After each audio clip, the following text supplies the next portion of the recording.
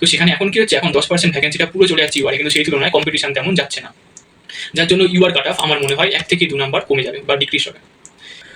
নমস্কার বন্ধুরা, welcome back to my channel. তো আজকে আমরা দেখব ডাব্লিউপিতে ওবিসিদের 7% রিজার্ভেশন দেওয়ার ফলে ডাব্লিউপির কাট অফ বাড়বে না কমবে। আজকে কাট অফ নিয়ে সম্পূর্ণ অ্যানালাইসিস করব। তো কাট অফকে আমরা আজকে দেখব দুটোর ওপর ভিত্তি করে, একটা ভ্যাকেন্সি, একটা কম্পিটিশন।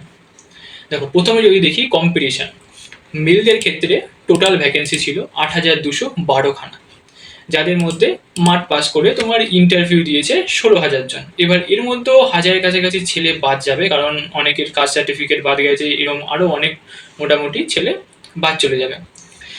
এবার আমি একটা গড়পত্তায় বলছি যে 16,000 জন ইন্টারভিউ দিয়েছে, তাহলে কি আমাদের টোটাল ভ্যাকেন্সি আছে 8,212টা আর ইন্টারভিউ দিয়েছে 16,000 জন, তাহলে কম্পিটিশন থাকছে 1:2, অর্থাৎ একখানা সিটের ওপর দুজন ক্যান্ডিডেট থাকছে, দুজন ক্যান্ডিডেট কম্পিটিশন করছে একখানা সিটের জন্য। এটা গেল মেলদের ক্ষেত্রে। এবার ফিমেলদের ক্ষেত্রে আসলে, ফিমেলদের টোটাল ভ্যাকেন্সি ছিল হচ্ছে 3,537 খানা, যেখানে মাঠ পাস করে ইন্টারভিউ দেয় মাত্র 4,000 জন। এবং ফিমেলদের বলতে গেলে ফিমেলদের মাঠে বহু ক্যান্ডিডেট বাদ চলে যায়, বহু ক্যান্ডিডেট মাঠ ফেল করে, যার ফলে ইন্টারভিউ মাত্র 4,000 জন ক্যান্ডিডেট বসে। তো আমি 4,000টা বেশি ধরছি, 3,900 জন অ্যাভারেজ সবাই বলছে, বাট 4,000 ধরলাম আমি ওটাকে। 4,000 জন তোমার ইন্টারভিউ দিয়েছে, তাহলে ফিমেলদের বলতে গেলে কম্পিটিশন প্রায় 1:1, মানে যেসব ফিমেল ক্যান্ডিডেটই তোমার ইন্টারভিউ দিয়েছে তাদের মধ্যে 90+ তোমার ক্যান্ডিডেট পেয়ে যাবে চাকরি, তাদের চাকরি কনফার্ম বলতে গেলে। এই জন্যই আমি বলছি যে ফিমেলদের তোমার কাট অফ একটু হলেও কম যাবে আগের বার তুলনায়। এই গেল কম্পিটিশন ওয়াইজ। এবার দেখবো আমরা ভ্যাকেন্সি ওয়াইজ, যে ভ্যাকেন্সি ওয়াইজ কীভাবে কাট অফ কম যাবে। দেখো, টোটাল ভ্যাকেন্সি ছিল আগে 11,749টা, যেখানে আগে কি ছিল, আগে তোমার ওবিসি এ এবং ওবিসি বি এই দুটো ছিল, যেটা ওবিসি যেটা হচ্ছে ডাব্লিউবিতে মেন ম্যাটার তৈরি করেছিল। ওবিসি এতে আগে 10% রিজার্ভেশন দেওয়া হতো, সেখানে ভ্যাকেন্সি ছিল 1,175 খানা, আর ওবিসি বিতে 60% রিজার্ভেশন দেওয়া হতো, সেখানে ভ্যাকেন্সি ছিল 823টা।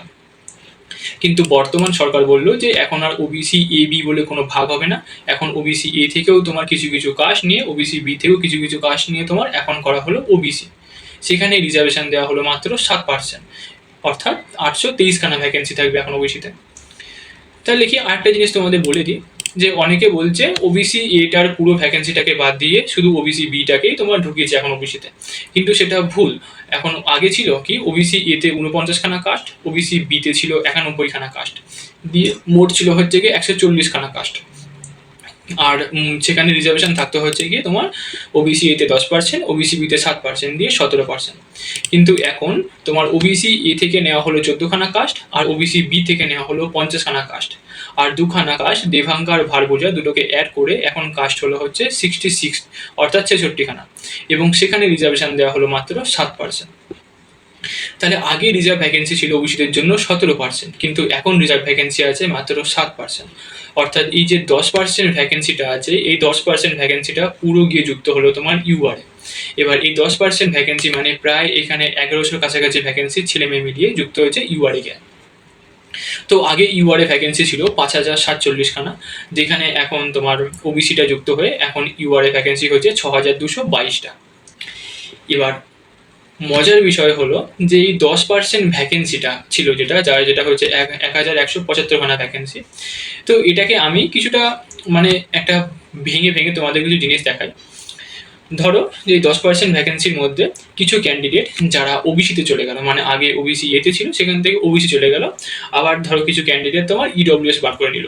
ঠিক আছে, এই ওবিসি এবং ইডব্লিউএস নিয়ে আমি ধরলাম 4% ক্যান্ডিডেট যারা 10% থেকে তোমার থেকে যাবে, আর কিছু কিছু ওবিসিতে যাবে, কিছু কিছু ইডব্লিউএসে যাবে। আর ধরি 4%, মতো ক্যান্ডিডেট যারা হলো ইউআরএ কাটা ক্লিয়ার করতে পারলো না বা এজ রিজেকশনের জন্য তারা বাদ চলে গেল, এটাকেও ধরলাম না 4%। আর তাহলে কি 8% হলো, আর 2% ক্যান্ডিডেটকে আমরা ধরেছি যে যারা ইউআর কাট অফ ক্লিয়ার করবে এবং যারা এজ রিজেকশন নেইনি, ফলে তারা ইউআরএ সিলেক্ট হবে। এবার এখানে সব থেকে মজার বিষয় হলো, তোমরা একটা জিনিস খেয়াল করে দেখো, যেসব ক্যান্ডিডেট তোমার ইউআর কাট অফ ক্লিয়ার করবে এবং যারা এজ রিল্যাক্সেশন নেইনি, তারা তো আগেও তোমার ইউআর কাট অফই ক্লিয়ার করতো, মানে যদি ওবিসি এ থাকতো তখনও তারা ইউআরএ সিলেক্ট হতো, তো এখনও তারা ইউআরএ সিলেক্ট হচ্ছে। আর এখান থেকে 4% ক্যান্ডিডেট আমরা ধরলাম যে তারা ইউআর থেকে, তারা পুরো ওবিসি থেকে বাদ চলে যাচ্ছে। আর তোমার এখানে 4% কিছু কিছু ক্যান্ডিডেট হচ্ছে ওবিসিতে ঢুকছে, কিছু কিছু ইডব্লিউএস সার্টিফিকেটে ইডব্লিউএস হয়ে যাচ্ছে। তাহলে বলতে গেলে এখানে দেখলে তোমার এই 10% ভ্যাকেন্সিটা পুরো চলে যাচ্ছে তোমার ইউআর ভ্যাকেন্সিতে, কিন্তু সেই তুলনায় যে 10% ক্যান্ডিডেটের যে কম্পিটিশনটা সেটা কিন্তু যাচ্ছে না। তার মধ্যে কিছু ক্যান্ডিডেট যারা যাচ্ছে তারা কিন্তু আগেও যেত, এই ইউআরে যারা সিলেক্ট হতো তারা কিন্তু আগেও যেত। এই জিনিসটা ভালোভাবে বোঝার চেষ্টা করবে যে যারা ইউআরে সিলেক্ট হবে বা যারা এই সিলেকশন নিয়েনি তারা কিন্তু আগেও ইউআরেই হতো। যদি এই রিজার্ভেশন না দিত, যদি 17%-এ থাকে তখন তারা ইউআরেই যেত। তো সেখানে এখন কি হচ্ছে, এখন 10% ভ্যাকেন্সিটা পুরো চলে যাচ্ছে ইউআরে, কিন্তু সেই তুলনায় কম্পিটিশন তেমন যাচ্ছে না, যার জন্য ইউআর কাট অফ আমার মনে হয় 1 থেকে 2 নাম্বার কমে যাবে বা ডিক্রিজ হবে। তো এবার ইউআর কাট অফ যদি 1-2 কমে, তো ইউআর কমলে ওবিসিও কমবে, এসসিও কমবে, এসটিও কমবে। ইউআর কমলে সব কাট অফই কমতে থাকবে। কারণ ইউআর মানে হচ্ছে কি আনরিজার্ভ ক্যাটাগরি। একটা ইউআর ভ্যাকেন্সির মধ্যে একজন ওবিসি ঢুকতে পারে, একজন এসসি ঢুকতে পারে, একজন এসটি ঢুকতে পারে, সবাই ইউআর এর মধ্যে ঢুকতে পারে। তাই জন্য যদি ইউআর কমে তাহলে ওবিসি কাট অফও কমবে, এসসি কাট অফও কমবে, এসটি কাট অফও কমবে, ইডব্লিউএস কাট অফ, ইডব্লিউএসটা আমার মনে হয় একটু হয় 1 থাকবে, না একটু বাড়তে পারে। ইডব্লিউএসটা বাড়লেও তোমার 1 মতো কিংবা 0.5 মতো বাড়তে পারে। এবার আসি কাট অফ কত কি যাবে।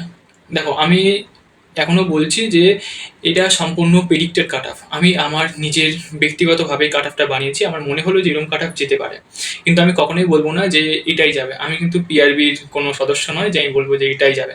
হ্যাঁ, আমি বলছি যে এরকম যেতে পারে, আমার মনে হলো যে এইরকম কাট অফটা যেতে পারে। তো আমার মতে ইউআর কাট অফ আমার যতদূর মনে হচ্ছে 61 থেকে 63-র মধ্যে থাকবে।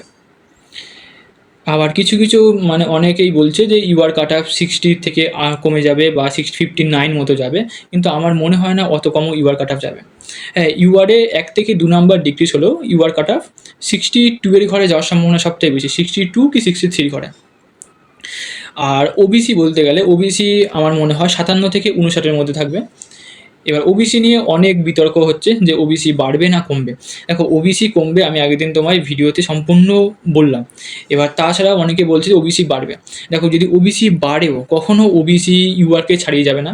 আর দ্বিতীয় কথা, ওবিসি ইউআরের মধ্যে 2 থেকে 3 নাম্বারের গ্যাপ থাকবে। মানে যদি ইউআর যায় হচ্ছে 62, তাহলে ওবিসি তার থেকে সবসময় 3-4 নম্বরের কমে থাকবে। অর্থাৎ যদি তুমি 3 বাদ দাও 62 থেকে, অর্থাৎ 59 বা 58 এরকম জায়গায় থাকবে ওবিসি। এবং আমারও ব্যক্তিগতভাবে মনে হচ্ছে যে ওবিসি 58-র ঘরে থাকার চান্সই বেশি। এবার আসি এসসিতে তোমার কাট অফ যেতে পারে 53 থেকে 55-র মধ্যে। এবার এসসি 52 যাওয়ার সম্ভাবনা খুবই কম আমার মনে হচ্ছে। এসটি বলতে গেলে 45 থেকে 47। এসটি কাট অফটা আমি কোনো চেঞ্জ করিনি, কারণ এসটি কাট অফ আমার মনে হচ্ছে না কোনো চেঞ্জ হবে। এসটি কাট অফটা আমি একই রেখেছি। আর ইডব্লিউএসটা আমি একটু বাড়িয়েছি, 44 থেকে 46 করেছি, 1 নম্বর মতো আমি বাড়িয়েছি ইডব্লিউএস কাট অফটা 44 থেকে 46। এই গেল হচ্ছে কি মেলদের কাট অফ। এবার আসি ফিমেলদের এমনি কম্পিটিশান কম। ফিমেলদের মাত্র 200 না 400-500 মতো ক্যান্ডিডেট এক্সট্রা আছে, যারা অনেকেই তোমার এই কাস্ট ফাস্ট এইসবের জায়গায় সব বাদ চলে যাবে। বাকি ফিমেলদের 1:1 বলতে গেলে কম্পিটিশান, মানে ফিমেলদের যারাই ইন্টারভিউ দিয়েছে বেশিরভাগই সব চাকরি কনফার্ম। তাও বলি ফিমেলদের ইউআর আমার মনে হয় 42 থেকে 44-এর কাছাকাছি যেতে পারে। আমার ব্যক্তিগতভাবে বললে 43-44 ফিমেল যেতে পারে, ফিমেল ইউআর। আর ওবিসি বলতে গেলে 34 থেকে 36-এর মধ্যে থাকবে ফিমেল ওবিসি। এসসি মনে হয় 32 থেকে 34-এর মধ্যে থাকার চান্স বেশি। আর এসটি বলতে গেলে 33 থেকে 35-এর মধ্যে থাকবে। আর ইডব্লিউএসটা 21 থেকে 23-এর মধ্যে। এটা আমার মনে হয় যে এই রুম কাট অফটা যেতে পারে।